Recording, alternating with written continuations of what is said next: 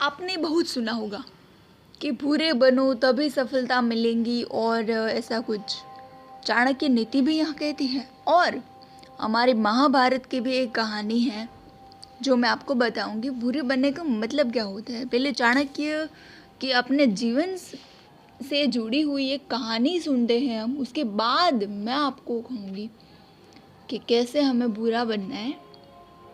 जब चाणक्य ने नंदवंश के अत्याचारी राजा धनानंद को सिंहासन से हटाने का निश्चय किया तो उन्होंने बहुत सी कठिनाइयों का सामना किया।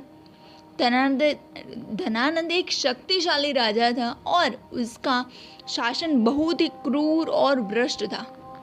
चाणक्य जानते थे कि केवल आदेशों और नैतिकता का पालन करके इस अत्याचारी शासन को समाप्त नहीं किया जा सकता था। चाणक्य ने अपने लक्ष्य को पाने के लिए कठोर और कभी कभी खराब माने जाने वाले कदम उठाए। उन्होंने नंदवंश के समर्थकों को विभाजित करने के लिए चालाकी और धोखे का सहारा लिया।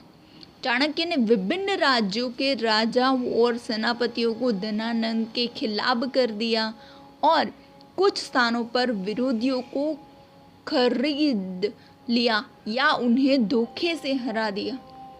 उन्होंने नैतिकता के पार जाकर उन तरीकों का भी इस्तेमाल किया जिन्हें कई लोग खराब मान सकते हैं। यह उनकी इस नीति का ही परिणाम था कि इन्होंने न केवल धनानंद को सत्ता से हटा दिया बल्कि चंद्रगुप्त को भी मगध का सम्राट बनाने में सफलता प्राप्त की। चंद्रगुप्त आप जानते होंगे कि चाणक्य जो है उनके शिष्य थे, जो कि चाणक्य के शिष्य थे। वो एकदम ऐसे बने थे कि वो एक बार चंद्रगुप्त से मिलते हैं और उसके बाद उन्हें सारी शिक्षाएं देते हैं और फिर वो इस तरीके से उनके शिष्य थे। तो उन्हें मतलब ऐसी नीतियाँ और ऐसे सिखाए जिनसे लोगों का भी लाभ हो। उसके बाद चंद्रगुप्त को चाणक्य ने मगध का शासक बना दिया था।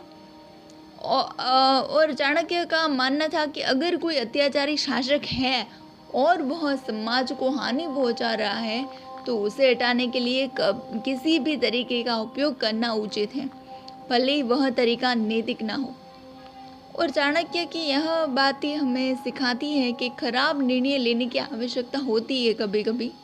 सभी परिस्थितियों में केवल अच्छे और आदर्श बने रहकर सफलता पाना हमेशा संभव नहीं है।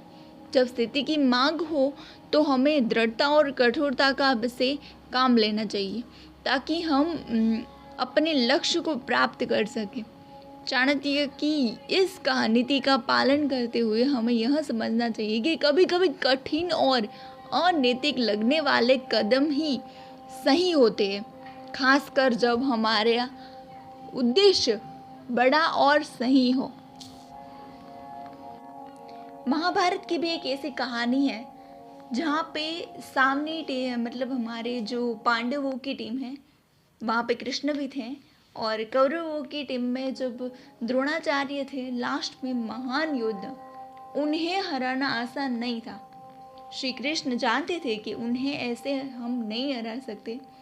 यहाँ पे हमें मतलब हमें एक जैसे हम कहते हैं कि एक अनीति या कि अधर्म का भी मतलब उपयोग करना होगा। जब उन्हें पता चला तो श्री कृष्ण ने युधिष्ठिर को भी, जो धर्म के बहुत बड़े ज्ञानी थे, मतलब वो कभी अधर्म कर ही नहीं सकते युधिष्ठिर, जो कि उन्होंने क्या किया, मतलब नैतिकता का पालन करके अनैतिक काम किया, जो कि सामने वाले यानी कि द्रोणाचार्य को हराने के लिए बहुत जरूरी था। तब द्रोणाचार्य को ये बोला गया था कि अश्वत्थामा मारा गया है। अश्वत्थामा द्रोणाचार्य का पुत्र था जो कि मारा नहीं गया था। अश्वत्थामा एक हाथी जो मारा गया था।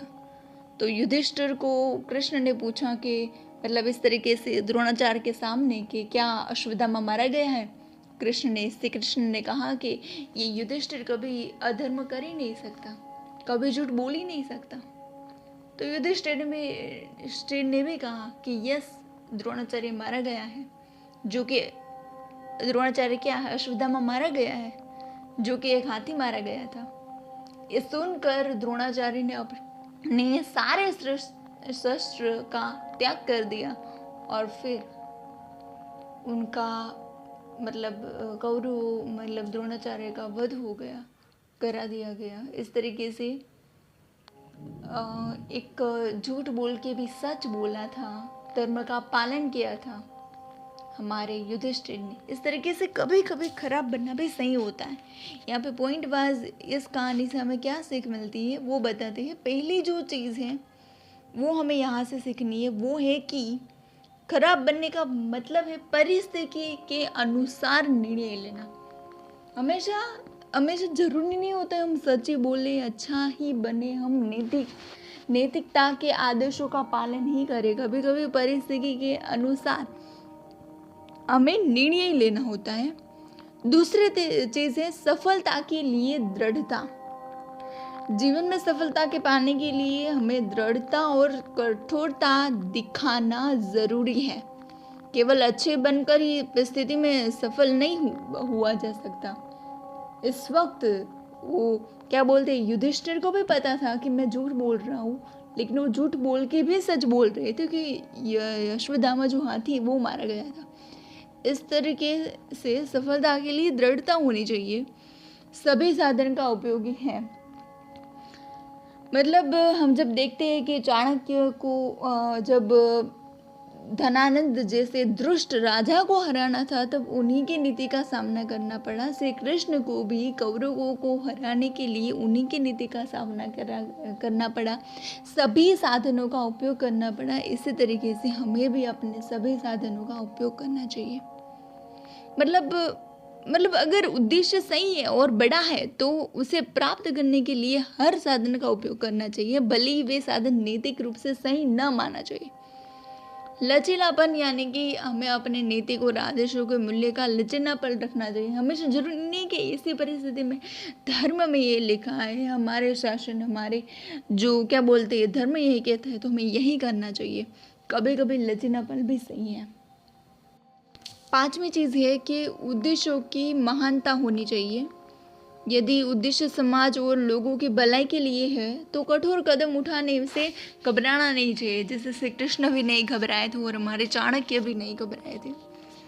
बड़े उद्देश्यों के लिए कभी कभी कठोर साधनों की आवश्यकता होती है। ओके।